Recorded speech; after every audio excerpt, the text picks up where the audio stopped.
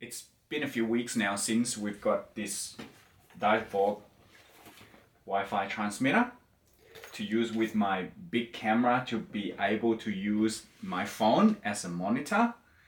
I tested it underwater for a few dives, and now it's time to give you guys a full review. Let's do it.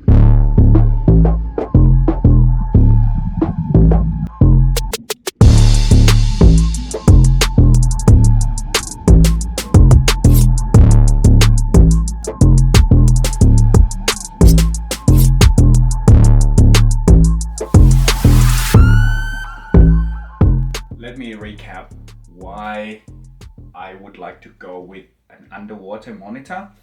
The main reason is because my eyesight. As you get older, obviously, I need glasses to be able to read. Underwater, it's very challenging because I'm using the camera that I'm filming now, which is the Sony A7C Mark II. And as with almost mirrorless camera, the screen in the back, it's only 3 inches, which is still quite small underwater. And especially when you put it in the housing, the back, it's very tiny, just as you can see here. So it's very, very difficult to see. Most of the time, the solution that I've been using before we've got this monitor is to have this single dual vision lens that attach to the bottom of the mask, which you can see just a little bit here, so it make it bifocal.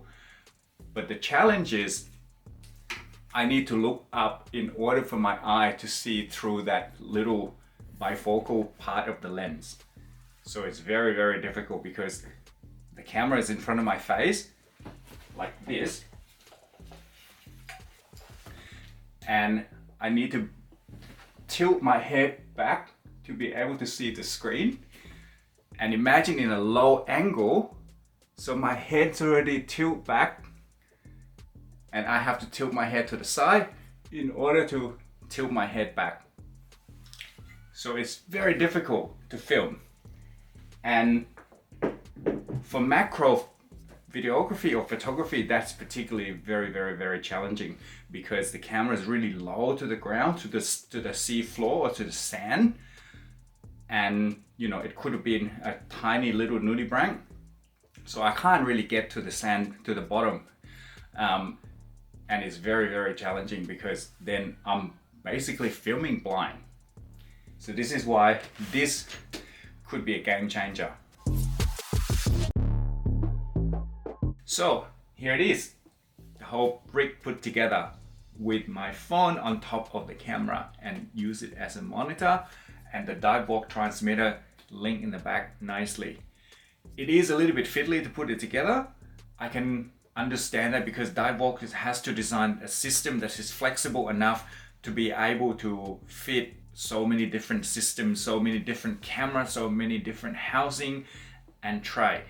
It is quite important to understand how it fits and what tray you're using, because I had to play around with it quite a bit to get the perfect fit.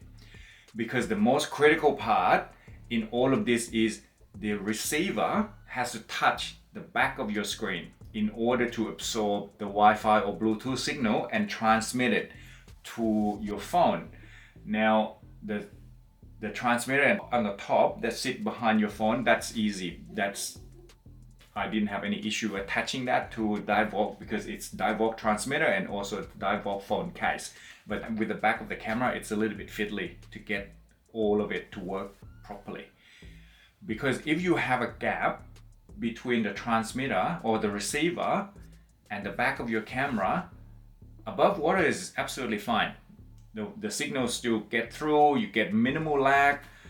But once you put water in between, once you put water in that gap, the lag will become very, very noticeable. So the key is you need to make sure that the receiver touch the back of the screen so that you minimize the amount of water that get in between. So what would I use this system for? Obviously macro shot, macro videography or macro photography, that will probably be my main use for this system, simply because then I can frame my shot. I can see that from my phone screen very clearly. I can see the subject, which quite often super tiny, hence the name macro, but I can also see the camera setting. So the phone app that I use, the phone as a monitor, is called Monitor Plus. I only use the free version, I didn't pay for it, and it worked absolutely fine. I can see the setting of the camera. I can even adjust the setting of the camera through the phone. And the best thing about the Divevolk system is I can touch the screen. So I can actually change the setting without even touch the back of the camera at all. And that is a game changer for me, because in the past I can barely see the screen and I need to fiddling around with all the knobs and dials and buttons to change the setting, and I can barely see what setting that I'm changing it to. Where now I can see everything from my phone screen, which is way bigger than the camera screen and positioned much higher. So that's awesome. So in the future, would I do anything differently to fine-tune this setup? Definitely. The first thing I'll do is I probably change the setting, the position of the monitor. Instead of sitting on top of the bridge like this, I will probably put it on top of the left handle on the ball mount, so that I can actually, because this is where my diopter sit. I usually put diopter up on top of the bridge, and then I can just quickly attach to the front of the camera. So I will have to move this monitor to the left and then the right.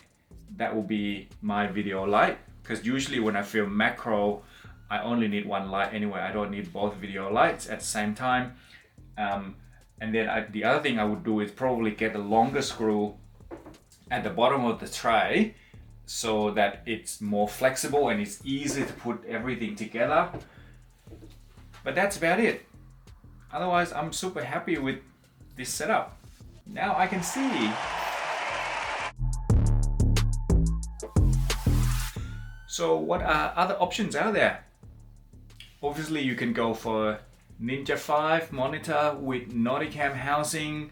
You can go with WiFi housing, which just came out, 5 or 7 inches screen, and all of which are connected to your camera by HDMI cable. All of those setup was starting from, at the very least, a few $1,000s. But also my housing is the cheapy seafrog, which I love, and it doesn't have a port that I can output HDMI cable. So for me, I know from the beginning that connecting to a monitor via HDMI, it's not an option for me anyway. So this is, for me, is the only option, and it turned out to be a very economical option. Thanks for watching.